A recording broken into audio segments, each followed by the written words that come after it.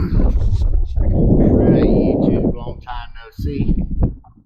I apologize for the wind. It's windy out. You may not be able to hear this very well, but here is my problem. That is called the SAM chassis. Right there's the label on it, and I don't know how well you'll be able to see this. If you can see down in there, that's something you will be able to see clearly. The distortion on the back of that, that's melted. And take a look at those terminals. Extremely corroded.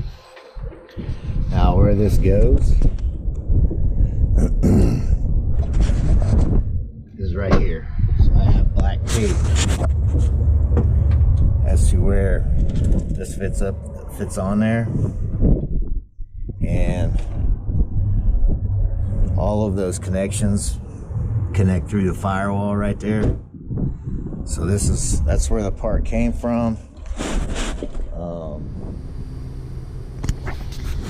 All right. On today's episode of why you should not be an owner-operator. Gotta fix my truck. So this is the part that went bad. Right now I just got it sitting in there with two nuts holding it. And I have to figure out a way to get this piece on from behind, right through there, through that hole, to hold this bracket, because this new panel has a new style door that is supposed to prevent any leakage, which should prevent the part failing. This is the SAM chassis, by the way, and prevent it from eventually catching on fire and burning you alive inside your truck. Now you'd think that would be a safety recall by Freightliner, but it is not. The parts cost $1,000, so I would imagine to have this repair done in a shop, we'd have been looking at least $4 grand. But I'm gonna try to do it myself, and we'll see what happens. So I got everything, the old one's out, this is the new one, putting it back in, all the proper relays and fuses where they were supposed to go. I don't like the way those 20 amps hang out there, but right now I have to tighten that bolt, or that nut, and then this one down here, let's see, get it up out of the way here, that one right there, that goes up through the firewall back behind here. I got to get that bolt in there somehow, and then figure out how to adjust it so it keeps a watertight seal on that door, and I'll kind of show you what I'm talking about. This is the new cover. It's got this arm that comes down.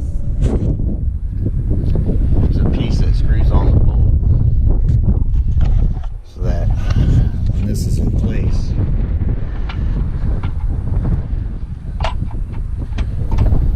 it tightens up down at the bottom, and it's supposed to create a watertight seal, but we'll see about that. Right now, just gonna get that bolted on and go from there. Okay, so I have the unit bolted in, and then there is that bolt I was telling you about. And so now what I gotta do, I gotta make sure this will sit on there and seal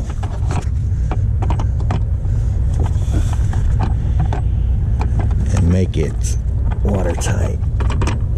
It snaps in the top here.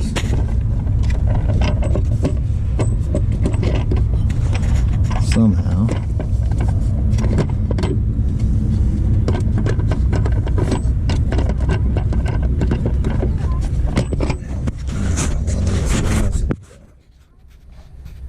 Well, let me get this snapped in, I'll get back with you. Alright, now you can see that the panel's on there.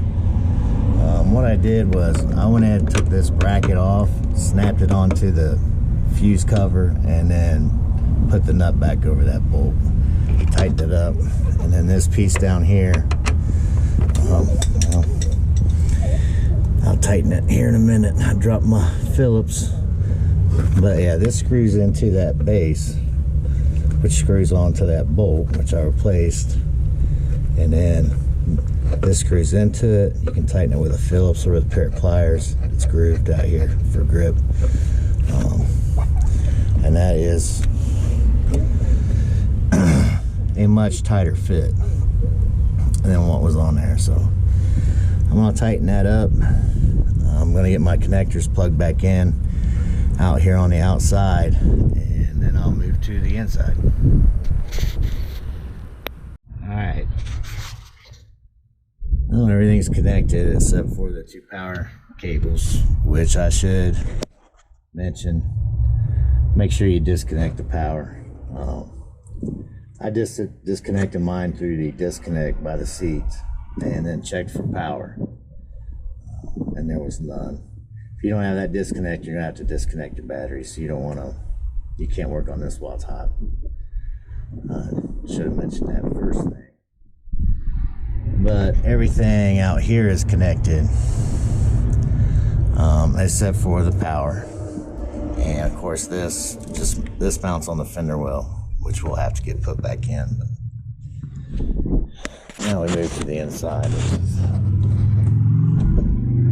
a little more of a mess.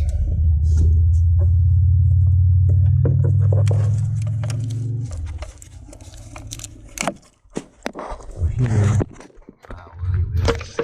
this is where it comes to the firewall. There are about 6 different connectors that need to be connected here. So